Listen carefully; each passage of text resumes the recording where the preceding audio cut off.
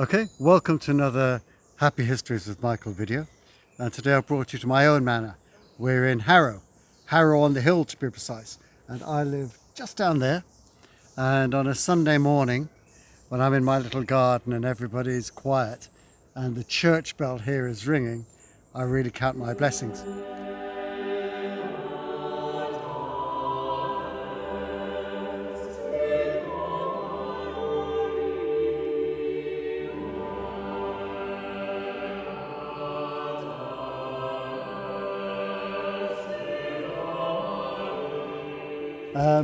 Harrow-On-The-Hill, of course, is a world-famous public school. Churchill went here, King Hussein of Jordan went here, Benedict Cumberbatch. Byron used to sit at that little spot over there and look over Middlesex. And we've got a little plaque here that shows us Henley, Woking, all these places off into the distance, and Sandhurst, where a great many of these young men went to be trained for the armed forces. I want to talk about one person specifically, so I'm going to take you on to his plaque. I wanted to talk just about him, but I realise I can't because there's so much in this little hill that I need to tell you about. Okay, thank you.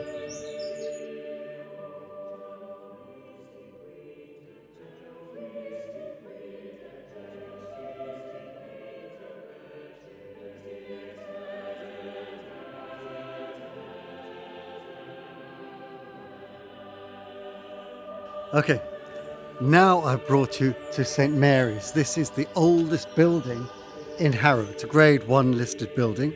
It was consecrated by St Anselm, the Archbishop of Canterbury. And, you know, Christian has made taken some wonderful shots here. So this is the senior church here. And, you know, it's a kind of a history time capsule. And, you know, I'm very lucky to be here. They have an open day here once a year and a kind of a fete. And I've been lucky enough to go up into the bell tower and see the workings of the whole place. But I need to show you some more. So follow me, please.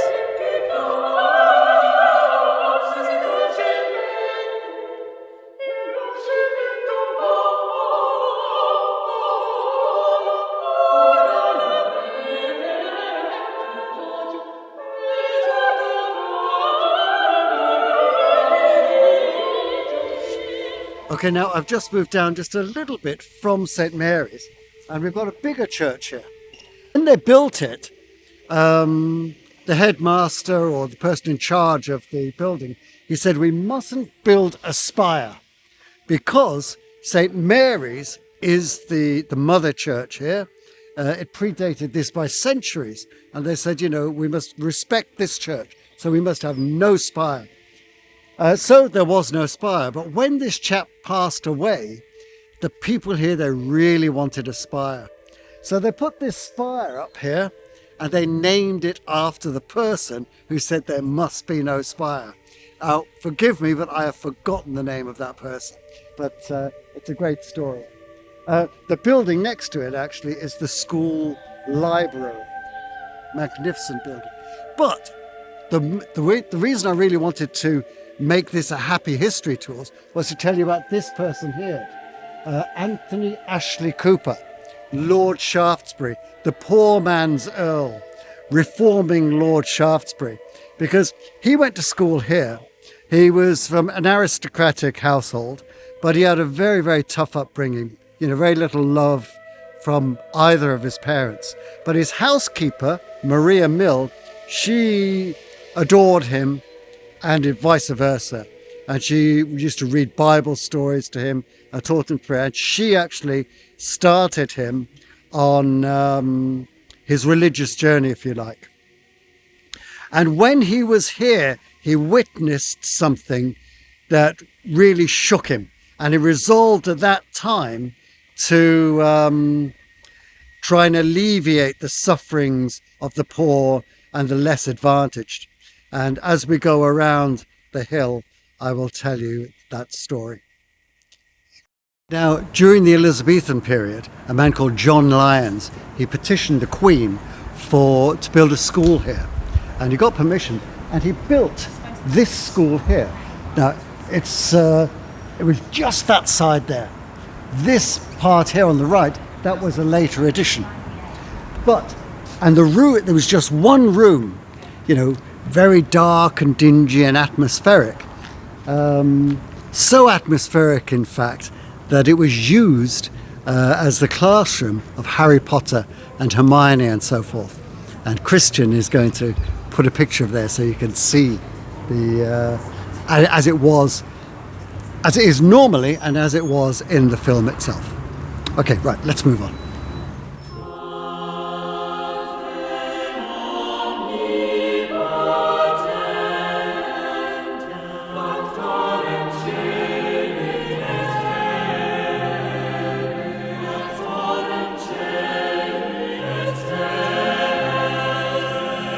Okay, now Lord Shaftesbury, he came here for his education to Harrow, and he was quite happy here. But something happened here that shook him to the core. This building behind us used to be the workhouse here. And one day he was in this area and he saw a pauper being taken out for burial. And the grave diggers were drunk. And they just threw the body on the cart, and I think the arms and legs were hanging all over. And these guys were laughing and making jokes about him. And to a sensitive soul like Lord Shaftesbury, he said to himself, I must never allow things like this to happen to the more disadvantaged people in our society. So at about the age of 25, he became an MP. And I'm going to have to go to my notes because the list of things that he championed, I can't remember them all off the top of my head. In 1833, he was influential in bringing in the 10-Hour Act. And this meant that children between 9 and 18, they were not to work more than 10 hours a day. But that was changed to 13. But he was going for the top end. So that was one thing that he did. And then in 1842, he brought in the Mine and Colliers Act. And at the time, women and children were sent down the mine. It's a very dangerous environment, and unsuitable for children and women. And he managed to have that outlawed. Also, he brought in the Chimney Sweepers Act in 1875, because at the time, all of our houses were heated by coal and wood, and of course they had to sweep the chimneys, and kids were lovely, nice and small, you could send them up there, but a lot of them, they get stuck up there, they would suffocate, and these kids, they were prone to testicular cancer, and we were trying to abolish the act of slavery, and we're sending kids like this up there. So, he was instrumental in stopping children being used as chimney sweeps. Also, in 1844, he was instrumental. Of course, at that time, there was no public education. And he was instrumental in bringing in the ragged school unions. And these were schools run by volunteers to educate the underprivileged. He also was involved in the animal welfare. So he was instrumental he was the president, actually, of the Royal Society for Prevention of Cruelty to Animals. He was also very involved in the YMCA. Also, he was a very, very early Christian Zionist.